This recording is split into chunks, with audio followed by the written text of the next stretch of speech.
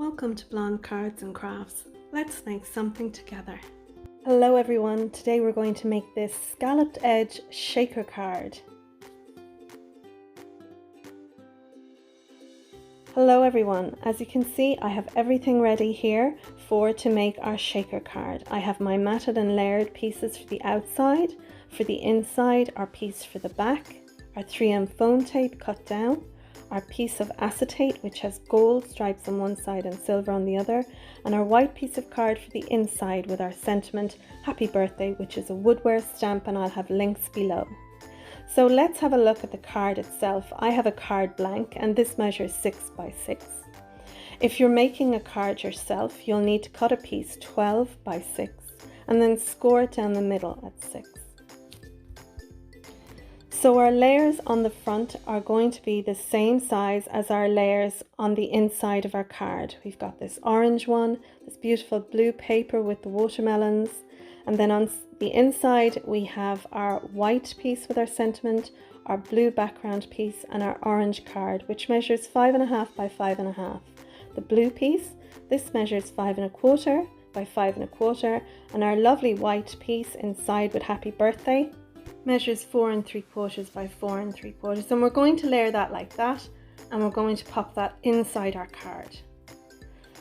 Now this is the acetate I'm using. It's got stripes on it, on one side silver and on one side gold, and I'm going to use the gold side. I've also taken some strips of my 3M foam tape and I've got that cut and ready, but the frame that we're going to use for our shaker measures 4 by 4. And what I've done is I've come in 1 inch all around. So putting it on my trimmer, I have it set up to 3.5 here where I'm pointing. And then I bring my trimmer down and I'm measuring up 1/2 from here and down 1/2. So I lift up my blade, slide it along to the mark there and up, and then lift up the blade again. Then I turn it around, making sure that the paper on the left is at 3.5, lift up my blade, pop it down and then up again. And I do that the whole way around, and then that pops out the square then in the middle. If it's caught a little bit on the corners, you can just snip that out with your scissors. Or if you have a die, you can take 2 dies and make your frame yourself. So this is our frame, and we have our acetate here. And I'm going to use some tape to stick that down. Now you can use glue or tape or whatever you like. I'm going to use some of my tape, and what I'm going to put inside my shaker card is the sequins that we got in the kit this month. So why don't we go ahead and get our shaker element ready for our card. So I've got my red tape here, and as you can see I'm running out. I'm going to have to order some more, and I'm going to put this close to the inside edge of the cutout, and I'm going to put this all around the frame. The reason I'm using red tape instead of glue is because sometimes when you put the acetate down on glue, it can slide around a bit and can take a little time for it to adhere properly, especially with acetate. So I find using a tape, for me, I find works better. And I love using my red tape, or I have blue tape as well. They're both very strong. And I know that, you know, if I try to get that frame off the acetate, I'm literally going to tear the frame off to get to the acetate. So I'm going to take up actually I haven't that down properly, so I'm just going to make sure it's down straight. And then I'm going to take my tweezers that I use in my craft room. They're not just for plucking your eyebrows. And I'm going to use that to take off the release tape on top. Sometimes that can be so finicky to get off, and I find using the tweezers, or you can use your pokey tool, works great too. So now we'll go ahead and take off all 4 strips of our red tape.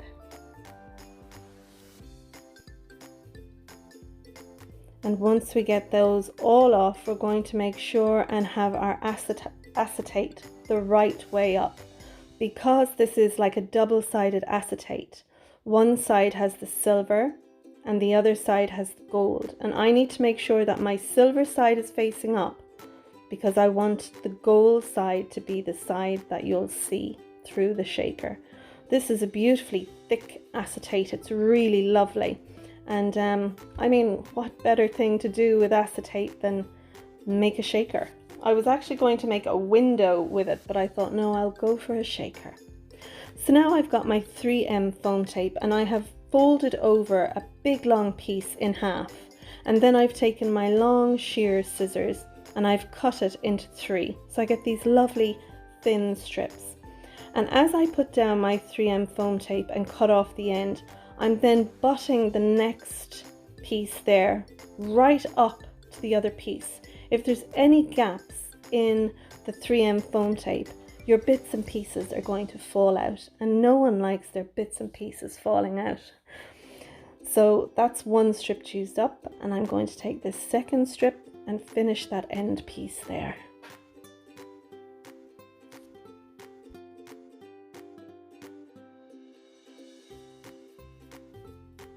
So I'm butting that up and making sure the ends are nice and tight together. I'm going to take off that piece of the back. Lovely.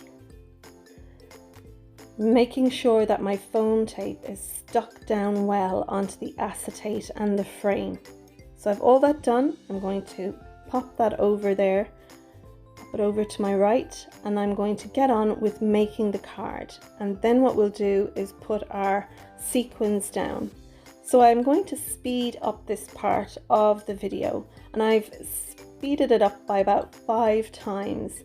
And you can see how I'm going to layer and put all the card pieces down. And once we get to doing our shaker element, I'll come back to you.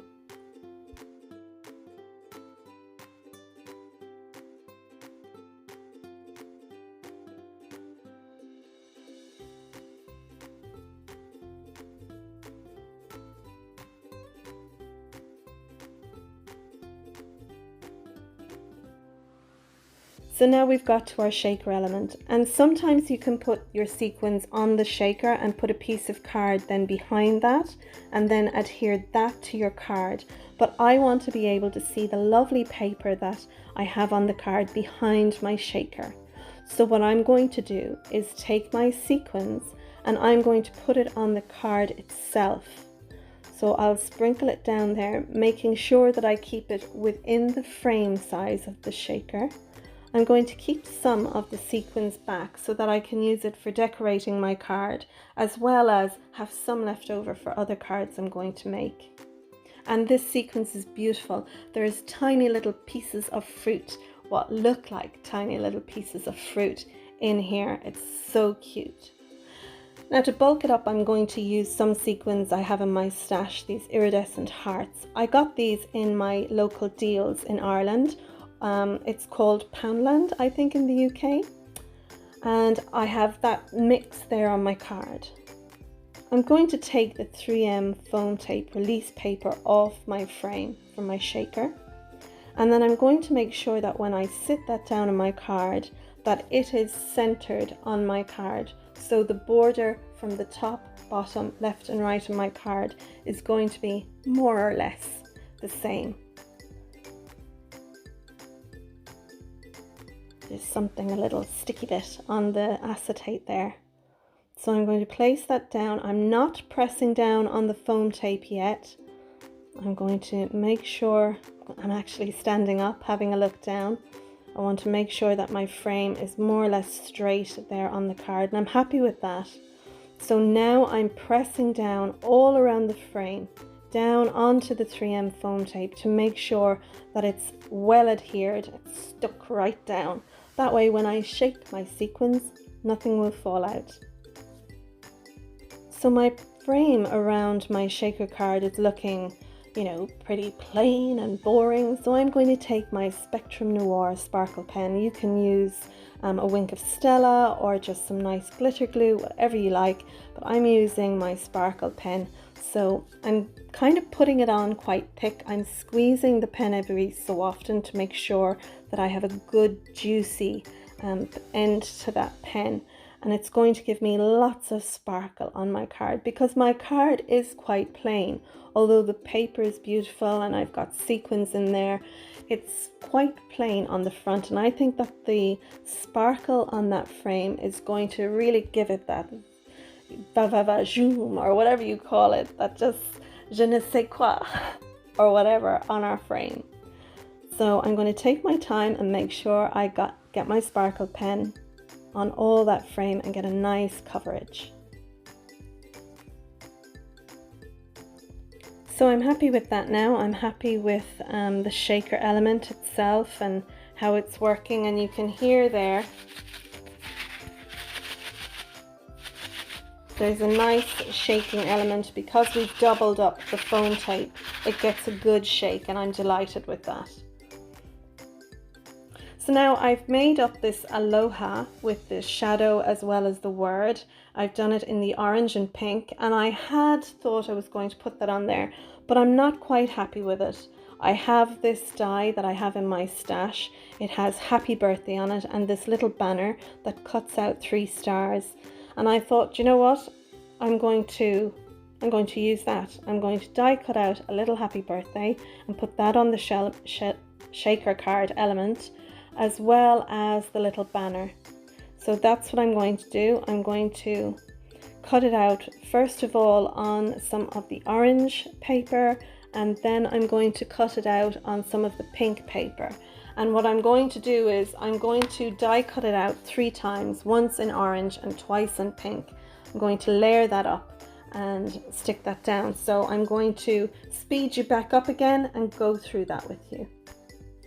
I'm going to tack down the little banner and the happy birthday, bring in my Gemini Go, and I'm going to die cut them out. And here you can see I have the 3 happy birthdays die cut out, and I'm using my NUVO glue in a fine tipped bottle, and I'm going to pop this pink layer on top, and then I'm going to pop that other pink layer on top of that again. So we've got a bit of depth to our happy birthday word.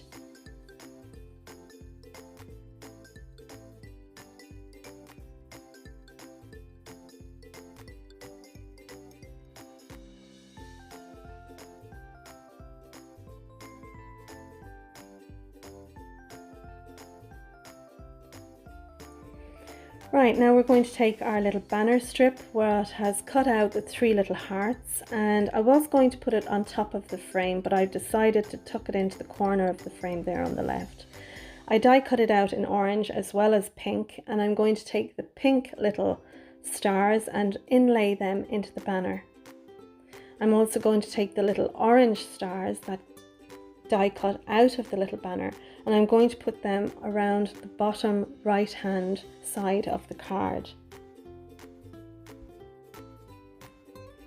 I'm going to put a few drops of glue around the card, and I'm going to take some of the sequins and I'm going to place that around the top and the bottom.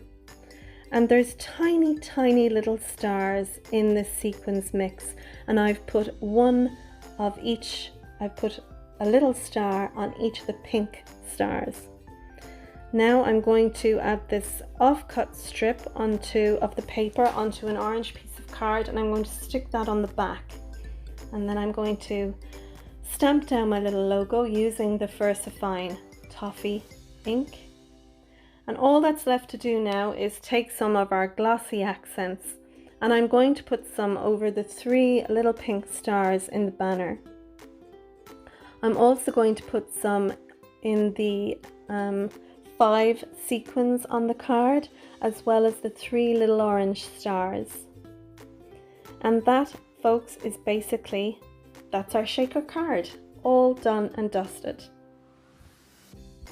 So that's basically our 6x6 scalloped edged shaker card. I hope you've enjoyed this tutorial and that you might think about making a shaker card yourself. I really have enjoyed using the Love from Lizi July kit that came out. It's fabulous to work with. It's very inspiring. I've really enjoyed it. So I would like to thank you for watching this video. Thanks so much, I really appreciate it. If you like this video, I would appreciate if you would click on the thumbs up and give my video a like, so that the little robots of YouTube will see that you've watched my video.